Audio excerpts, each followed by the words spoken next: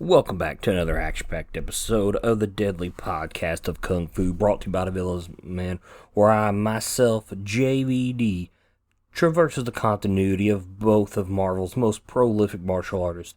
If you want to talk to me about anything, like the podcast, comics, or anything in general, you can check me out over on Villains Man, where I'm currently promoting the 10 combatants eligible for the Crossover Collision Tournament 2021. By the time this episode comes out, you've got 2 more days to pick 8 of the 10 combatants you want to see in the tournament before me and Evan get to work putting the matchups together. We're currently here in the 3rd week of Shang-Chi and the Legends of the Ten Rings, which for 2 weeks in a row, it's been the number 1 movie in the country, which is not surprising.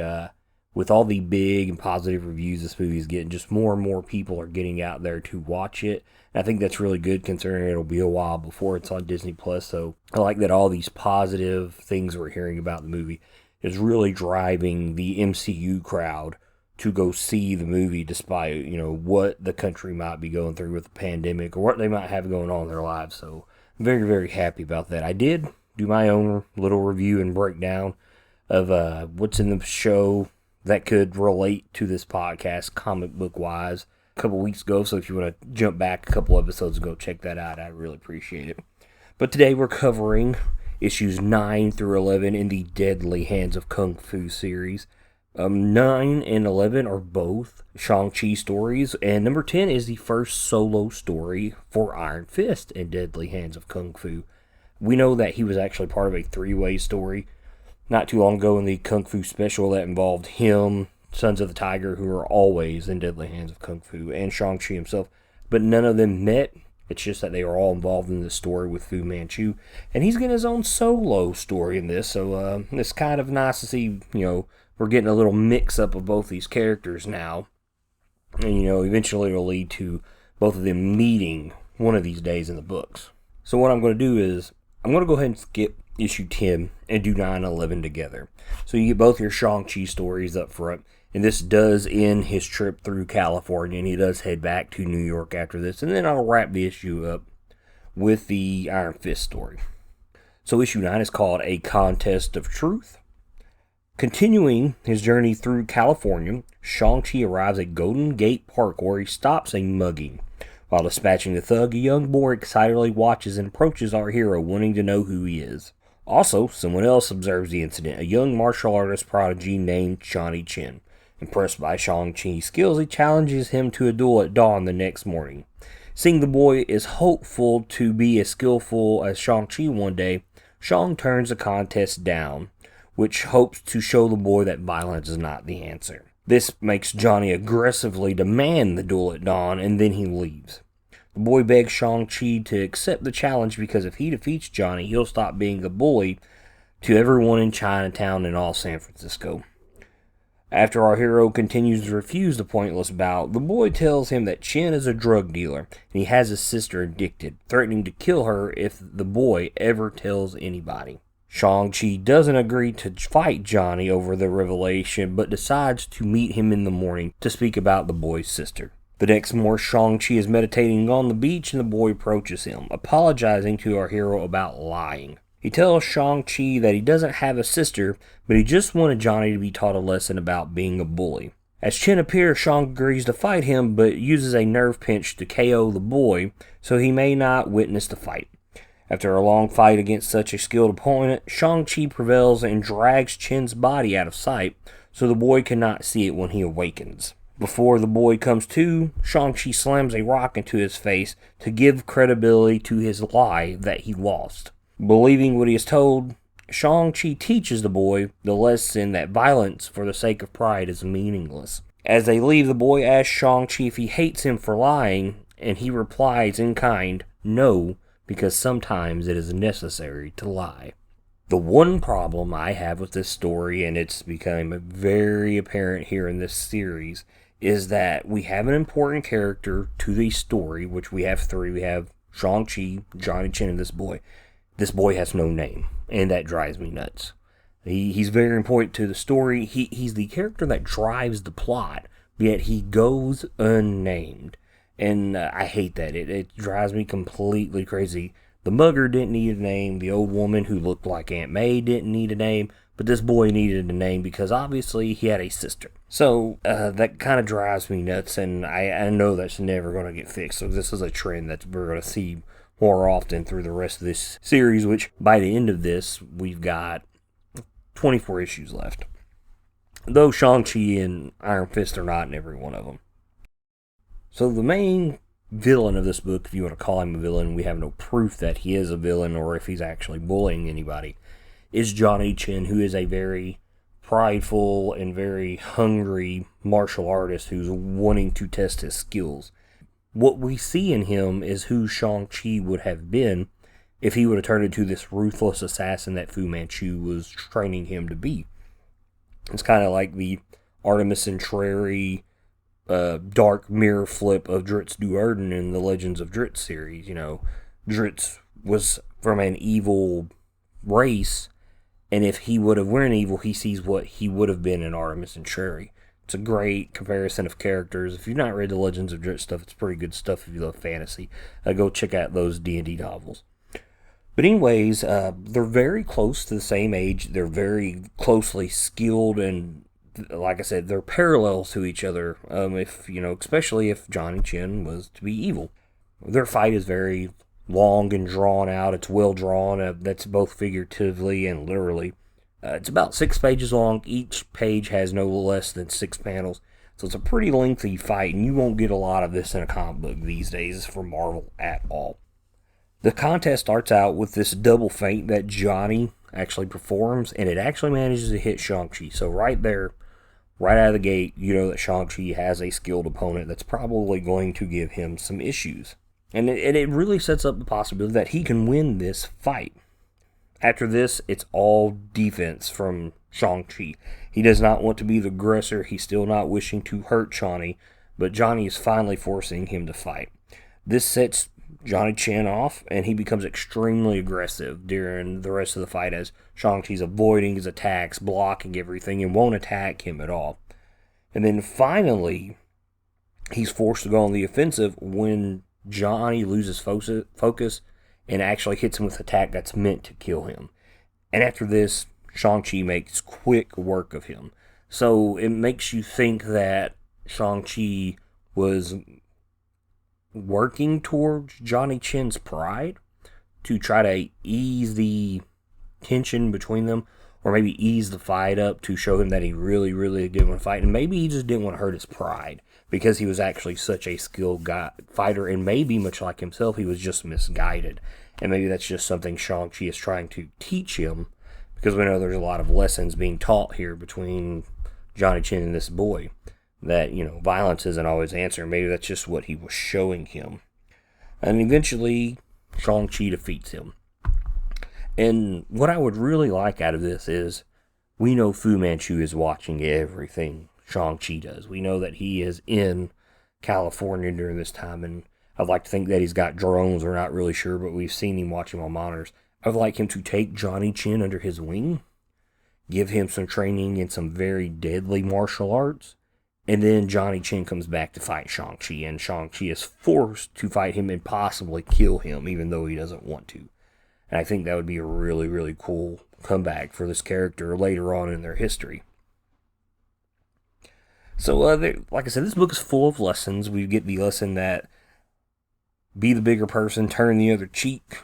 Using violence to prove one's self-worth never works. And that lies are needed to protect one from going down a destructive path. So, that's what I love about the Deadly Hands of Kung Fu compared to Master of Kung Fu. Master of Kung Fu is more of your straight-up comic book. Deadly Hands of Kung Fu, me and this guy on Twitter, I can't recall his name, and if he's listening, I really appreciate the conversation that we had. Deadly Hands of Kung Fu is more deep and story-driven. Like, it's meant to show you life lessons and things that play out in the world and how they could play out in a comic book. I really like this series. It's really excellent. And Shang-Chi is thrown into a lot of real-world situations, which we will learn about in issue 11, which we will get to after a break and a word from our sponsors.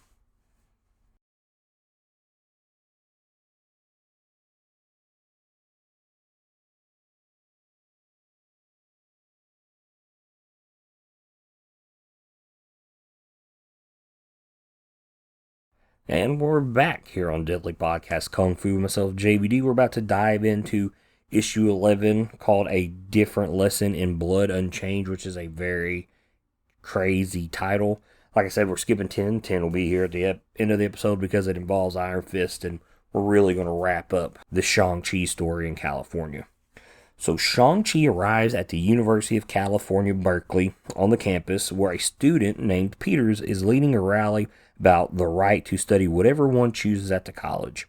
Watching this speech, Shang-Chi reflects on a time during his training where he wanted to learn more than the martial arts, but Fu Manchu refused to let him because he needed him to be the perfect assassin. The distraction gets Shang-Chi drawn to the rally as Peter calls him to attention over his orientation, relating it to Oriental studies not being taught. When Shang-Chi tries to come to terms, Peter accuses him of being no different than those in charge of Berkeley. As someone from the administration tries to disperse the congregation, Peter pulls a knife on him, which springs Shang-Chi into action to disarm the kid, ending the rally immediately. Before he can leave, a student named Linda approaches to tell our hero that Peters is leading a student action against the administration later that night. And with the National Guard there, she feels the worst will happen and even references the real-life event of the Kent State Massacre. That's from 1970. If you don't know about that, that really caused a very big spark in a movement around colleges all around the United States during the Vietnam War. So pause this right here and go learn a history lesson. She asks Shang-Chi to be there with hopes that he can stop anything from happening, but he is uncertain if he should interfere. That night, Peter leads the students to the administration building with the National Guard blocking their advance. As they throw trash at them, the soldiers point their rifles in warning, but Peter uses the action to rile up the crowd even further. Shang-Chi gets between both sides, preaching violence is not the answer. Peter approaches him, trying to turn the hero's words against him by saying Shang-Chi used violence against him earlier in the day, only to conflict both the students and the National Guard on what they should do. Linda rushes in to aid Shang-Chi, who approaches the soldiers to ask them to lay down their weapons. The sergeant commands a warning shot be fired, which causes another soldier to raise the barrel of the one about to shoot the round, pleading that it will only start a riot. Suddenly, a rock flies to hit the soldier with the gun in the head, causing him to accidentally rifle butt Shang-Chi in the face. Peters turns the accident to his advantage, proclaiming the National Guard is going to use violence against them, which turns the students into a frenzy to charge the National Guard. Watching poor Linda get crushed and trampled by both sides, Shang-Chi goes into a fury to take down both student and soldier alike. He comes across a soldier demanding Peters to freeze, and he is going to shoot. Peter shows his true colors and begs for his life before the soldier fires. Right as the shot is fired, Shang-Chi leaps in the way, pushing Peter to the ground and taking the bullet for him. Later, Shang-Chi wakes up in the care of Sir Dennis Nayland Smith and Black Jack Tar, learning that the bullet grazed his head and knocked him unconscious. Concerned about Linda, Dennis tells him that a girl was found dead along with 2 others in the riot, as dozens and dozens of other students and soldiers were injured. The aftermath leaves Shang-Chi wondering if confronting issues that he is not familiar with is worth the loss of innocent lives. Like I just said in about issue 9, I love the interaction of real life incidences and stories affecting Shang-Chi on a personal level. It really helped grows the character compared to the comic book goodness we get in Masters of Kung Fu. The only thing I really want to focus on in this whole book is during the flashback. I think it's very important to the character of Shang-Chi and maybe some stuff I talked about earlier in episode 2 in the very first issue of Deadly Hands of Kung Fu. In the flashback, we see Kun-Lun. He's one of the 4 martial arts students that we meet in that issue of Deadly Hands of Kung Fu. And he is there while Shang-Chi is training and defeats 3 opponents simultaneously. Afterwards, he's talking to Chow-Lin and demands that he wants to develop his mind as much as his body, but Chow-Lin refuses to let him do so. So, after taking Shang to the library and tells him he will learn little by becoming his own teacher, and as a pupil he must obey and learn what is taught. So you can see the references and the similarities between what Peters was talking about compared to what Shang-Chi is talking about here in this flashback. But, Shang-Chi is continuing to counter this where he wishes to learn what he thinks will only benefit himself, but not what is demanded. There's your other reference compared to students versus what the college offers in courses. And I really like this because back in Deadly Hands 1, it seems as if Kun-Lun was trying to force a rift between Shang-Chi and Fu Manchu. And this just kind of furthers that because it seems like he's almost goading without actually doing it and having Shang-Chi rebel against his father and follow his own path. And we know that when Kun-Lun is recalling a exercise in Deadly Hands 1 about how Fu Manchu had some of his assassins attack Shang-Chi and actually tried to kill him, and he stopped them, and this is where Shang-Chi kind of starts to have gears flip in his head a little, and at the end of that issue, we see that Kun-Lun is smirking about it, without Fu Manchu noticing. And I feel this is another one of these incidents here where he's pushing Shang-Chi to break away from his father, almost like Kun-Lun wants to take over Fu Manchu's empire for himself. And hopefully that one day Shang-Chi will come and kill him so he can do so. It's pretty interesting little stuff there. Alright, so let's move on to issue 10, to my favorite character in all of Marvel, Iron Fist, otherwise known as Danny Rand. This story is called Slay Now, Die Later.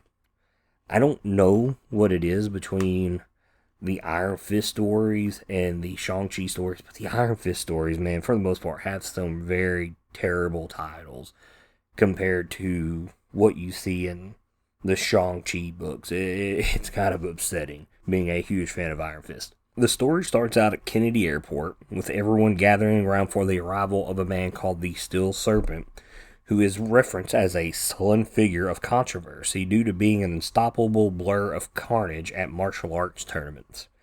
Already scary stuff right there. In the crowd are Tim Donahue and Leslie Walker, who are taking the fighter's pictures, which suddenly make Steel Serpent attack him. Not too long after the single blow is hit and Steel Serpent leaves, Leslie dies at the airport. Later at Professor Wing's office, Tim informs him of Leslie's death and believes that Steel Serpent's delayed death blow was the cause. Angry and frustrated that Wing cannot help him, Leslie leaves on his own to expose the killer. Eavesdropping on the conversation, Iron Fist informs Professor that he's going to follow Tim because his quest for vengeance reminds Danny of his own recent need for revenge that also led Joy Meacham wanting vengeance for herself. Iron Fist follows Tim to Steel Serpent's dojo only to find out the whole incident at the airport was a setup to lure Danny into a fight. Here we learn that Steel Serpent plans to kill Iron Fist and gain the wealth and immortality of Kun-Lun. The last two times when the gates of the mystical city had opened every 10 years, Steel Serpent had entered and challenged UT for such riches, only to be defeated and casted out. Iron Fist readies himself, accepting the surprise attack from Steel Serpent, and gives himself space as the students attack our hero. After easily defeating them, Danny begins to feel dizzy and is informed by Steel Serpent that his students had tiny drug-tipped needles they used against him. Falling unconscious, he is taken prisoner with Tim to the dungeon. Waking up in the dungeon, because every 60s and 70s villains for some reason needs a dungeon. I don't know why you build a dungeon below your dojo where you train people. Iron Fist has an easy escape using his chi and the power of Iron Fist to break down the walls. Out in the forest surrounding Steel Serpent's dojo, Danny has Tim go to call the police as he begins taking out the students searching for them. Arriving back at the school, Danny confronts Steel Serpent and the two begin to battle. At the climax of their battle, Steel Serpent disregards using Danny as leverage to get immortality from Kun-Lun and uses the delayed death blow. Iron Fist blocks it with his chi, which confuses and worries Steel Serpent as he leaves the fight without a word. Tim yells in frustration at Danny as to why he would let Steel Serpent leave, and Iron Fist reveals that his chi reversed the effects of the killing attack, making Steel Serpent his last victim of the delayed death blow. Now, I just want to start off. In the beginning of this issue, there is an awesome pinup of Shang-Chi using nunchucks by Ron Wilson. So very, very well drawn. And I love black and white comics, and this comic book really, really does it for me. The art in this book is awesome, the shading and everything. And I really appreciate black and white comic books, especially now that we're into this with Iron Fist. In the middle of this comic, the Iron Fist story is 3 chapters, and the second chapter is actually a retelling of the Iron Fist origins, combining the important pages from Marvel Premiere 15 and 16. So if you've not read those books and you decide to read this issue, please read that while you're reading these 3 chapters. And it basically gives you a quick rundown of everything you need to know. What's interesting about this story is that Steel Serpent had entered Kun-Lun 2 times, which should mean that he entered when Danny got there as a 9-year-old child, and he had to be there when Danny recently left. That's what I'm assuming, because he was this martial arts master at the age of 19. And looking at his age, he looks obviously older than Danny Rand, or giving time, he might have entered before Danny was born, and then entered once again and was basically cast out by UT when Danny entered. So you figured there should have been some chance that the two met each other or crossed paths at some point, because we know the gate is only open for a day every 10 years, and if, let's just say, for simplification, that Steel Serpent entered the time Danny was there as a kid. I mean, the entrance is up in the Himalayas. It's very deadly to get to, as we see with Danny's origin, and we learn in the last block of Iron Fist books from Professor Wing how dangerous it is, because he found a man that was dying out there. So you figured there's very little paths that lead you there, so there would be some meeting between Danny and him at some point as a 9-year-old kid, and obviously, and what I'm going to assume is a 29-year-old man. So maybe there needed to be a little bit more detail there, because how did Steel Serpent know Iron Fist was out about? That's the one thing I don't get. He's only been around so much now. Let's see, he's had 4 adventures if you want to count his Deadly Hands of Kung Fu. So he's very rarely known, unless by some chance his meeting with Spider-Man was caught by the news or something, which I kind of highly doubt. Or, let me take that back. Or maybe it was the fact that he threw a thug through the window of a diner the last time we seen him. Check that out a couple episodes ago. Maybe that's what caught Steel Serpent's attention. And he obviously has to have some knowledge of Kun-Lun, because how would he know about an Iron Fist? That's what I don't understand. So I wish there was a little bit more to explain why he knows so much about Kun-Lun, because Kun-Lun, there you go, is a hidden mystical city. And we go back to Professor Wing in the last block of Iron Fist series books I covered for Marvel Premiere, is for 9 years he studied Kun-Lun. So where was Steel Serpent learning all of this knowledge at? Missed opportunity to explain a little bit more there. The needles, these drug-tipped needles. We never see Iron Fist take any damage, except for blocking the bow staff as he's stacked by Steel Serpent's dojo students. So I'm assuming they are on the students' hands, and they're very, very small, because they actually attempt to grab him in combat, and that was the only thing that would make sense. And it's kind of nice that we don't see them given away, because like nowadays in Marvel Comics, if something that you need to notice is there, like in a giant panel, there's always like a line that shoots out with a circle that shows something, like maybe like Ant-Man being very small, or a little bitty dart, something like that. And this is really cool because it gives you no clue that he's actually been drugged. And it's very much recently like how we see Frost and Goku and Super fight each other. He poisons Goku and you never know it. It's very hidden. It's because it happens really fast during the fight. And I really like that was done here in this book. What's really cool when they escape is there's some warriors that show up with like giant maces and shields while Tim is going to call the cops. And one of them actually tries to block Iron Fist's attack with a shield, and Iron Fist charges up the chi and actually punches through the shield and knocks this dude out. It's a pretty cool little moment. As for the main fight with Iron Fist and Steel Serpent, it is a battle of speed versus power. We see Danny avoiding every powerful attack that's thrown his way, and we know these attacks are powerful because Steel Serpent is like cracking and breaking like concrete and brick walls with every attack he swings. And then, like every time Danny avoids, he counters and hits Steel Serpent. So obviously his regular attacks aren't even enough to hit Steel Serpent. It kind of reminds me of the fight in the quest with Jean-Claude Van Damme as he fights the Mongolian there at the end. And actually, oddly enough, Steel Serpent kind of looks like the Mongolian at the end from the quest. So there you go. Maybe that's maybe where the quest got a little of this from. That probably isn't the case, but I like to think that is because I'm a very, very big fan of the quest. One thing that we never get during this fight, and it bugs me, is that it's never explained how the Iron Fist itself reversed the effects of the delayed death blow. We just know he goes for it, Iron Fist hits his hand, and then apparently it sends it back to him. It's not explained, it doesn't make a whole lot of sense, and it bothers me, but I have a theory here.